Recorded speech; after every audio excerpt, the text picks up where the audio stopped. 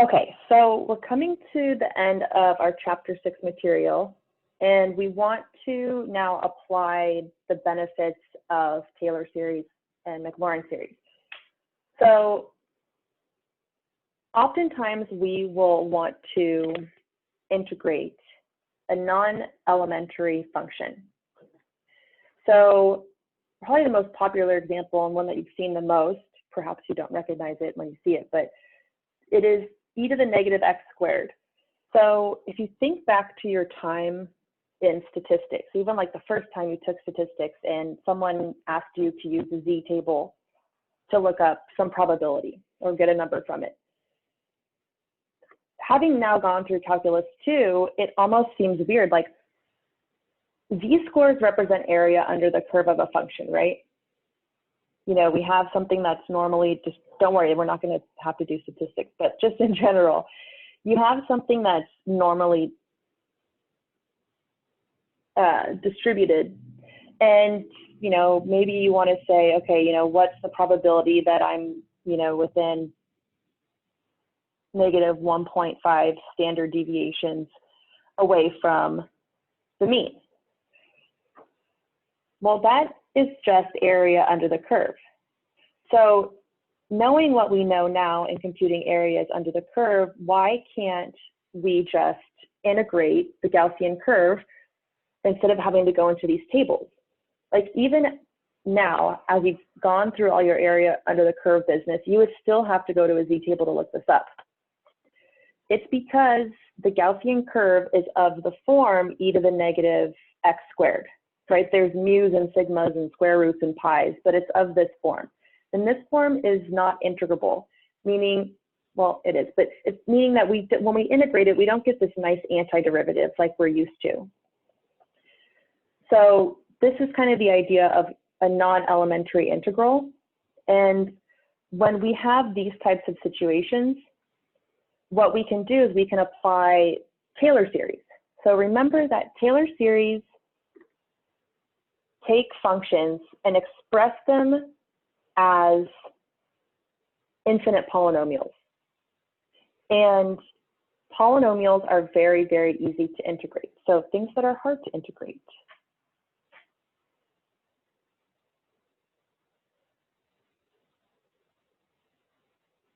So e to the negative x squared, sine of x over x, e to the x times ln of x, sine of x squared, et cetera, and so on. And so this list is actually very long.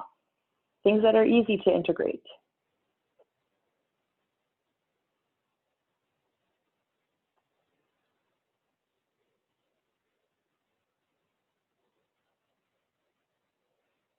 Polynomials.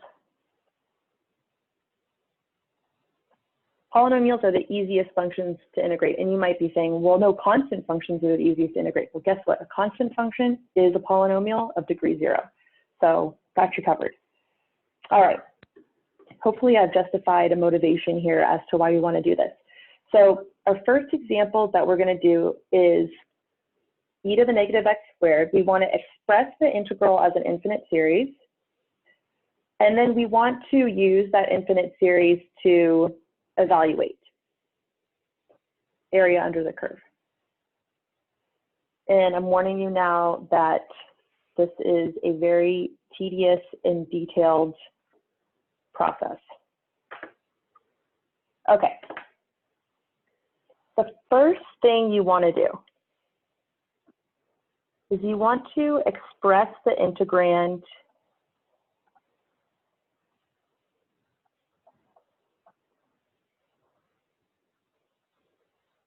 as a Maclaurin series. Remember that a Maclaurin series is just a Taylor series centered at 0.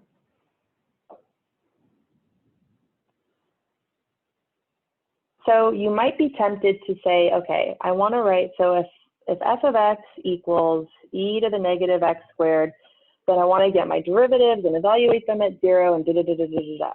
So f prime of x equals negative 2x e to the negative x squared. And I can already see that I'm creating this kind of thickening soup of product rule situations, but that's okay. So then the second derivative is going to be negative 2 e to the negative x squared plus 4x squared e to the negative x squared. And now I want to do the third derivative, except I'm reevaluating life because this is really annoying and I don't like it. This kind of sucks. There's an easier way to do this.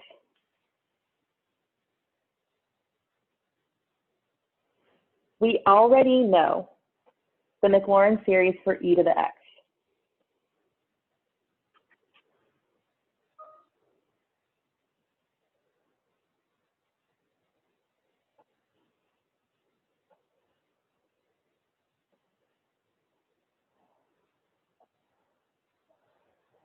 Right, so e to the x can be expressed as the sum from n equals 0 to infinity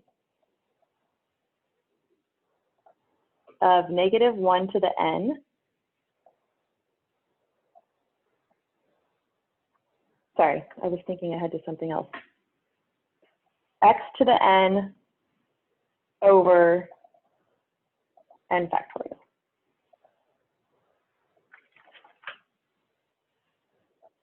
So it would follow, right, think of this as f of x. Well, instead of x, what if we just plugged in negative x squared? So f of negative x squared would be e to the negative x squared. And then I can just flip that negative x squared straight into the series because I'm just matching up my arguments.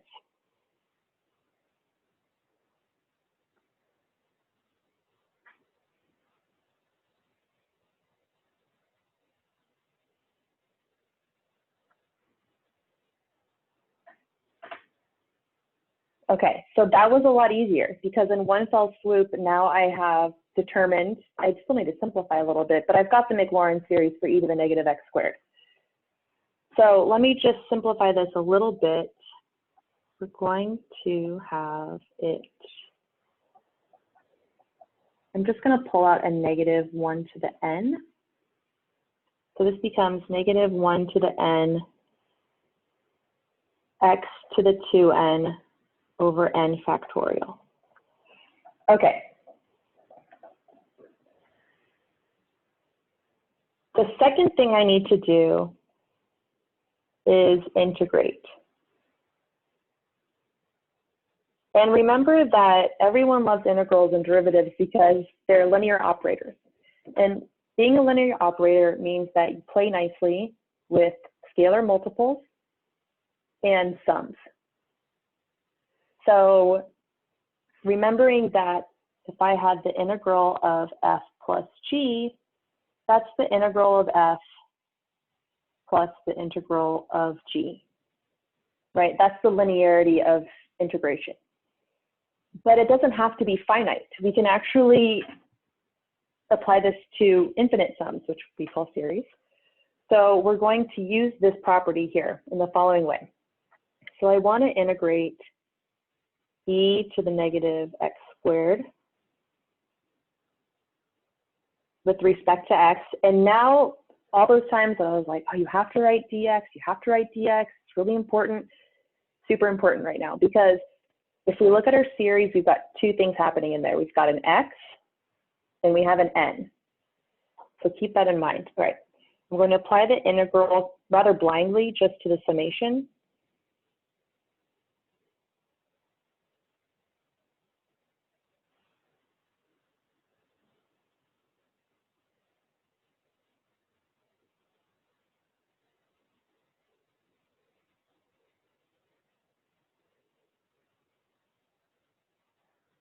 And I'm integrating this sum with respect to x. If I was doing it with respect to n, I would probably just quit now. Okay, so because integrals play nicely with addition, I can go ahead and integrate this term by term. So what that would look like is I'm going to have the integral of negative 1 to the n, x to the 2n over n factorial dx. So before I had a sum and then I was integrating in one fell swoop at the end. That's the first line. In the second line, I'm like, no, I don't like that. I'm going to do it this way. I'm going to integrate term by term and then add up all of those integrals. Because I'm integrating with respect to x,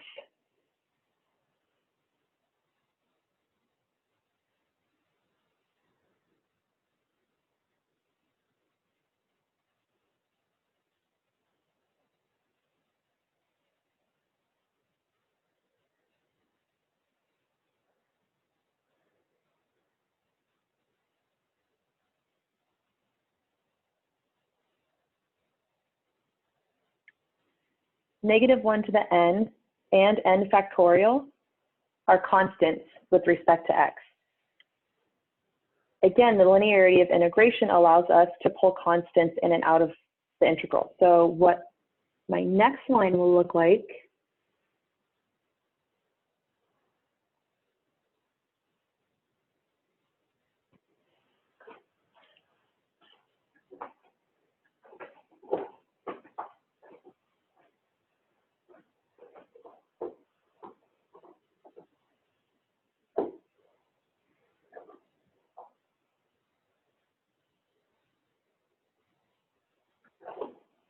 all right, so you might be thinking, well, there's an n in the exponent, why can't I pull that out? Well, that n, even though it is a constant with respect to x, that n is acting on the variable x. So I can't pull that exponent out without pulling x out, and I can't pull x out because that's the thing I'm integrating with respect to. So as I promised earlier, this is easy, air quotes, easy, because now I'm just integrating a polynomial. So I'm going to undo the power rule.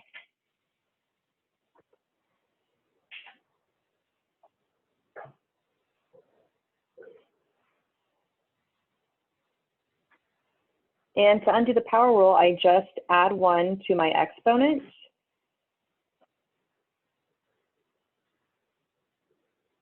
And divide by my new exponent.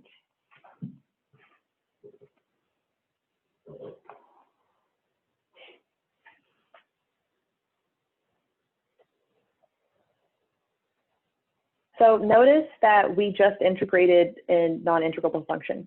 Granted, it's in terms of a series, the Mclaren series here, but that was so much easier than doing something that's impossible.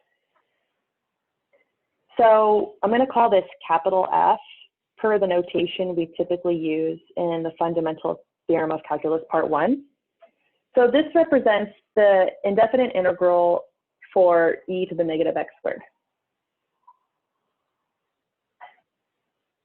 All right, check, we did that, boom. Now what we want to do is we want to evaluate the integral from 0 to 1 of that same function. And we want to do it within kind of a reasonable error bound. So, all right.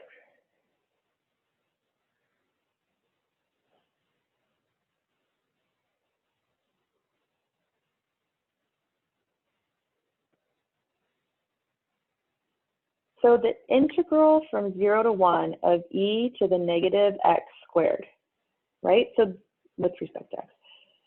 This is going to equal f of 1 minus f of 0, which is great because I know what capital F is. It's just the series. So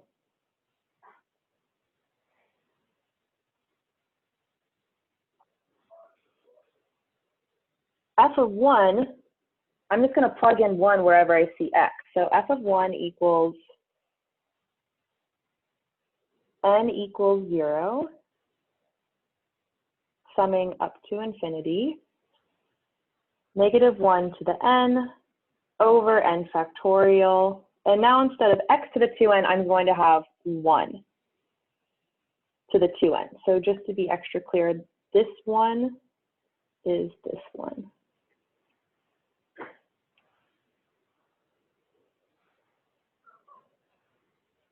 Oops. all over 2n plus 1. And so because 1 to any power is just 1, I'm going to rewrite this as n equals 0 to infinity of negative 1 to the n over n factorial times 2n plus 1. Let's repeat the process for capital F of 0. So I'm doing the same thing here, just rewriting the series and only making the change when I sub in for an actual given value of x. So here I'm going to get 0. Oh, did I forget my plus 1? Sorry.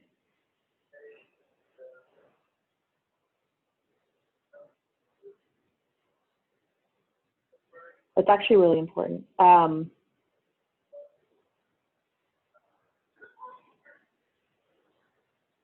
Okay, so now this was subbing in for 0.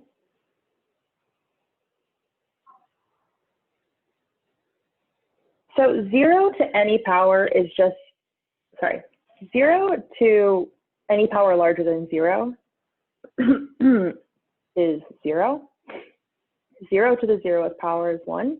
And 0 to the negative power is not defined. So notice here that if we start at n equals 0, then all of the exponents are going to be at least 1. So every single term in here is 0. So this is just 0, and that's very nice for us.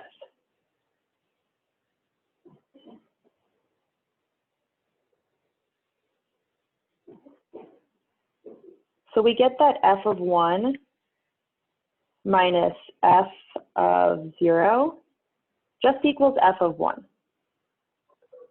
And that's because f of 0 is 0. It's not always the case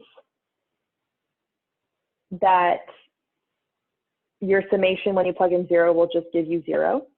So definitely check that.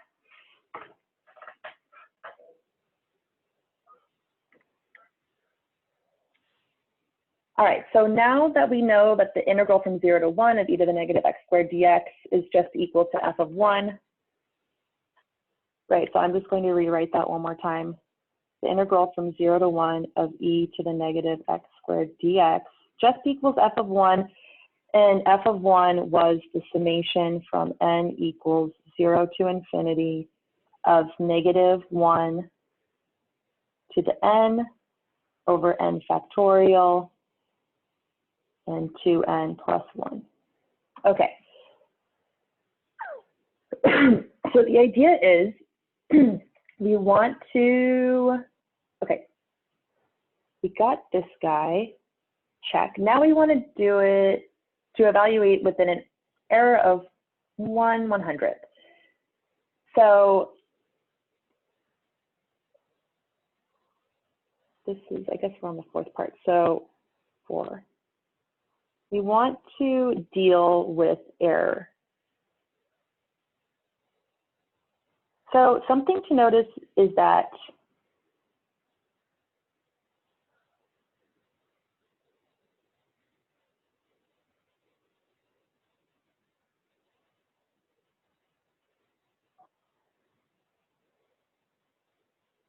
this is an alternating series.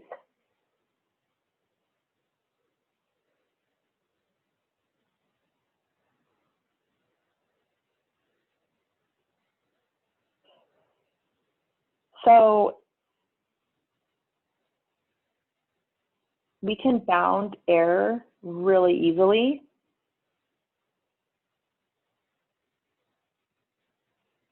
So remember that error is the remainder. We know that the remainder or error is always bounded above by the n plus 1th term.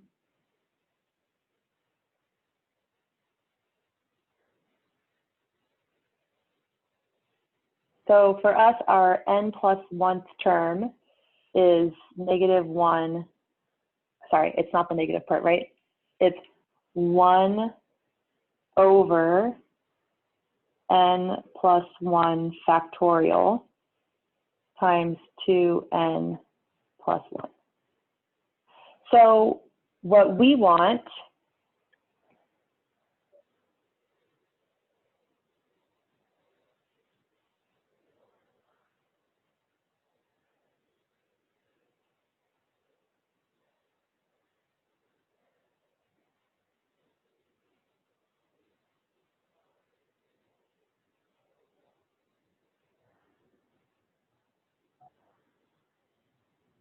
we want to find the n that's going to make this happen. When you have a factorial in your inequality that doesn't cancel, like let's say you have a single factorial, the typical technique is just to kind of plug and chug and check out some stuff instead of going at it algebraically. So we want to find an n satisfying this. So if n plus 1 factorial 2n plus 1.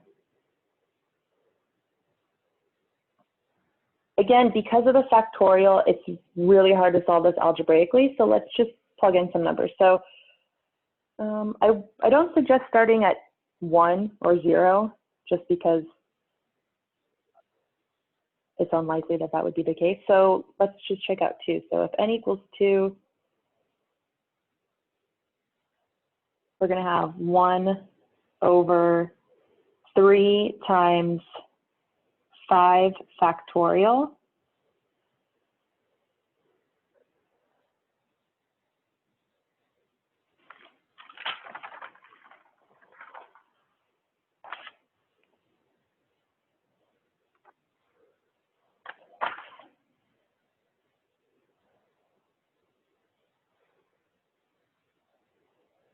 I made a tiny error.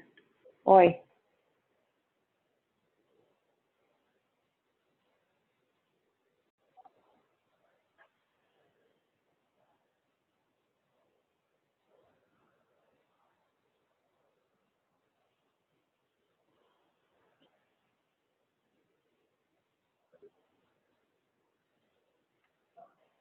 This is the mistake I was going to warn everyone to look out for, and then I made it myself. Okay. So it's simplified because you have to add 1 to the index n. So I was just being sloppy and lazy. So it's n plus 1 factorial, and then this becomes actually 2n plus 3.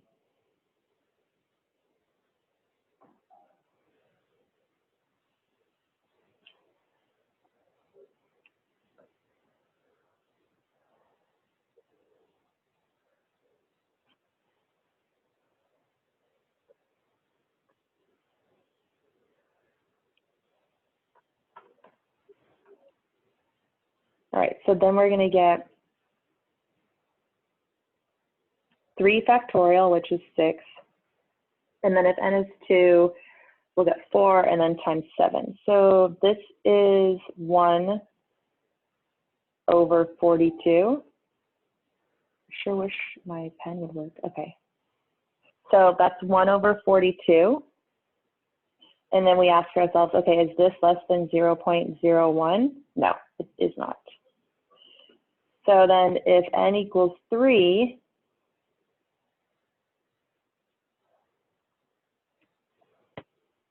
then I get 1 over 4 factorial times 11 times 9, sorry. And this equals 1 over 216. And then you ask yourself, okay, is this less than 0.01? And it does work. So if n equals 3, then we're within our error bound.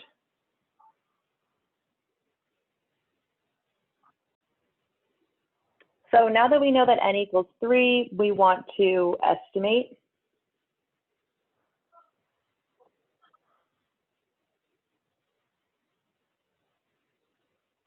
So we know that the integral from 0 to 1 of e to the negative x squared dx is approximately equal to the sum from n equals 0 to 3, right, which is just the first 4 terms of negative 1 to the n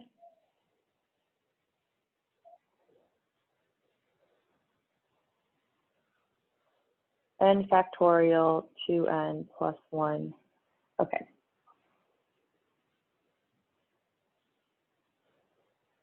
So I'm just going to write out what these terms are. So the 0th term, I'm going to get negative 1 to the 0 over 0 factorial times 1. And then I'll get negative 1 to the 1 over 1 factorial times 3.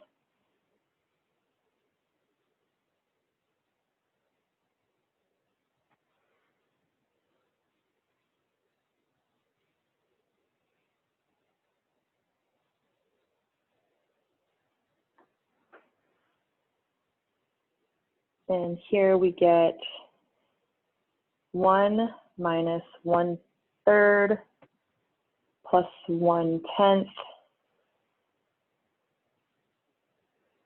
minus 1 over 42. And so I know if I go out to 3 in my series, I'm going to be within that 0.01 error. And so this equals exactly 26 over 35. All right, so just to recap,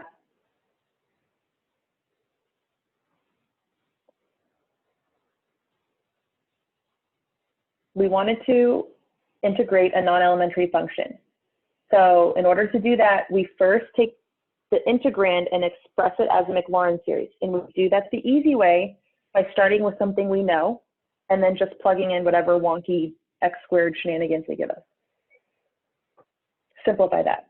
Then integrating that function that's non-integrable is the same thing as integrating the series. And I can integrate a series term by term, which I do. I clean that up a little bit, simplify things, and I get a nice expression for the indefinite integral. Next, I want to evaluate area under the curve using this series for the antiderivative.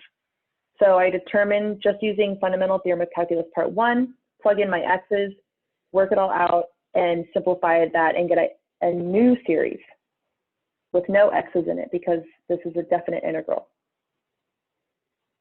In this instance, I wanted to make sure that I was within a certain error. So because I had an alternating series, I was like, okay, well, I can bound my error using the n plus 1th term. Figure out what value of n makes that work.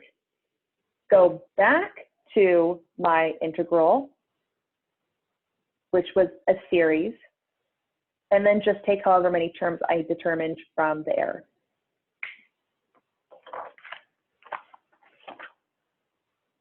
Okay, here's another fun one that's not in the book, but is on your homework, I think-ish. So that example we did is in the book.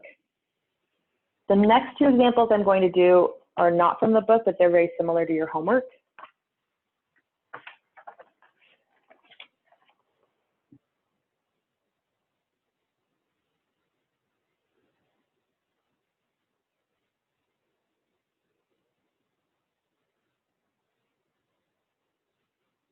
I'll just call this example part because I don't have a numbering system for these.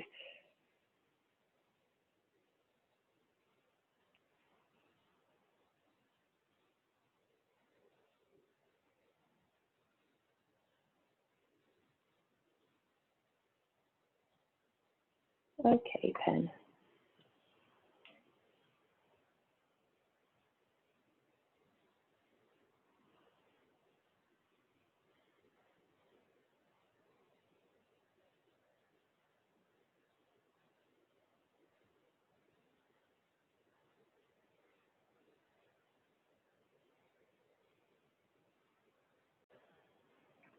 All right, I'm having a personal difference with my stylus. Let's see.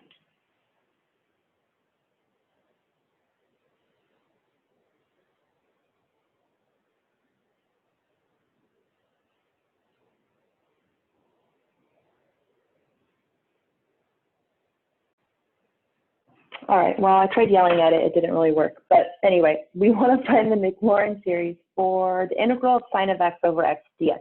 And this is another classic non-elementary integral. So as before, you might be tempted to think, okay, I know I have to find the series for the integrand, right? So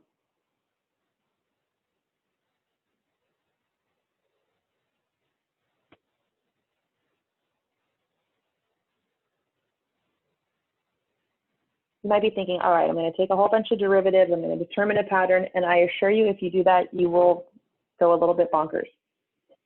So the easy way to do that,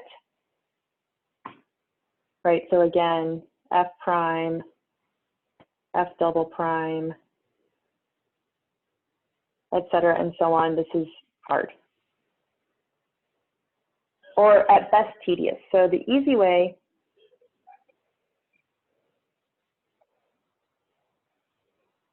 is remember that sine of x, we already know this series for sine of x.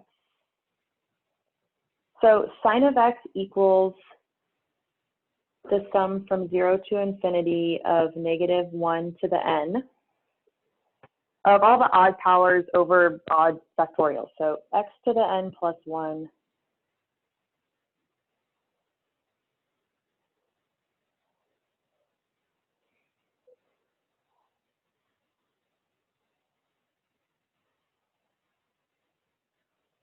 You might be thinking like, well, that's not very helpful.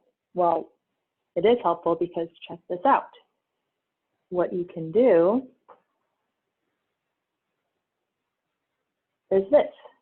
So if I divide by x on the left, I can also divide by x on the right. And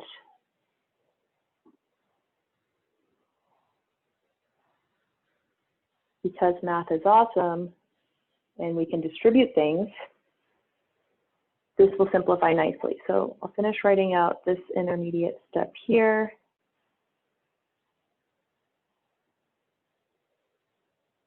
So what I will get is I can actually bring this inside.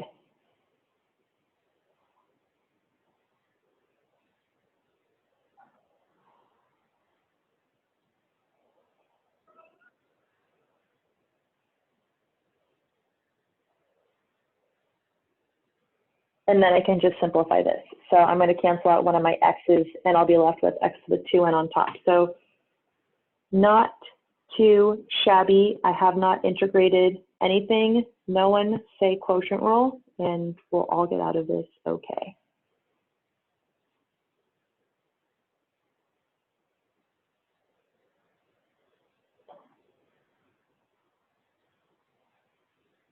Cool. So now I have a Mclaren series for sine of x over x. The next thing that we're going to do is we're going to integrate. So I just wanted to keep, I'm going to scroll up so I can just kind of keep consistent notation. Oh, just integrate. Good. Good job, me. Okay. 2, integrate.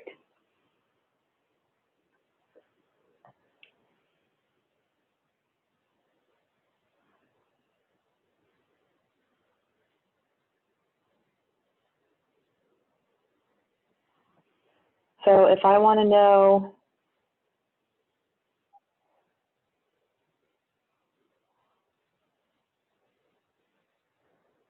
the antiderivative for sine of x over x, I'm just going to integrate the whole summation.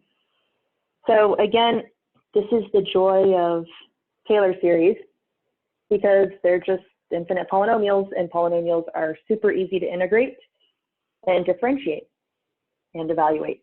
And also from a computer science lens, they're computationally inexpensive.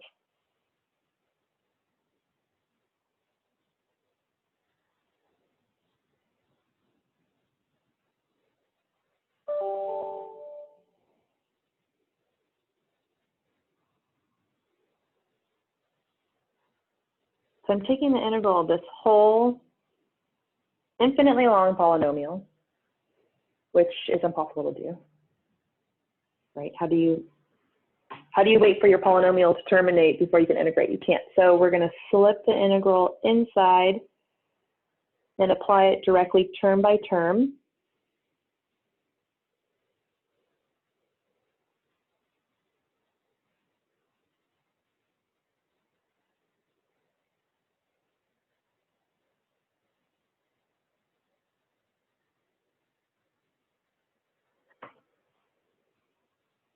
Okay, and the thing to realize again is that -1 to the n, then 2n plus 1 factorial.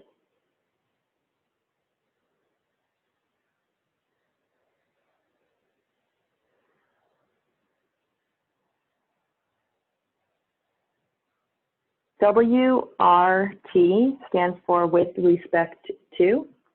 So with respect to x, these guys are just constants because x is not present in their expression.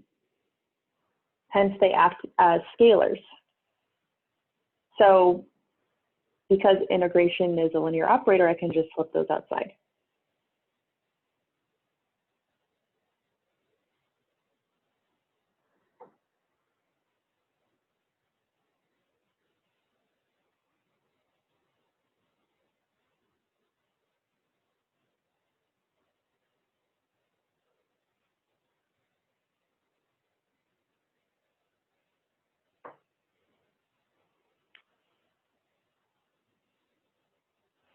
And again, this is a really nice integration because it's just undoing the power rule. So what I get is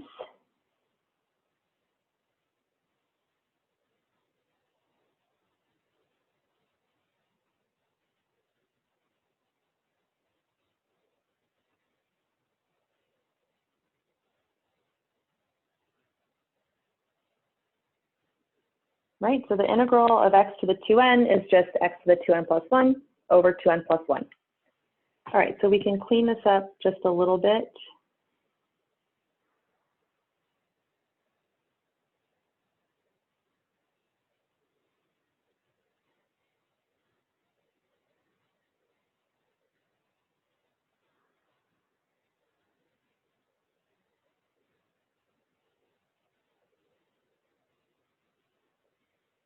Right, and so this is our capital F of x.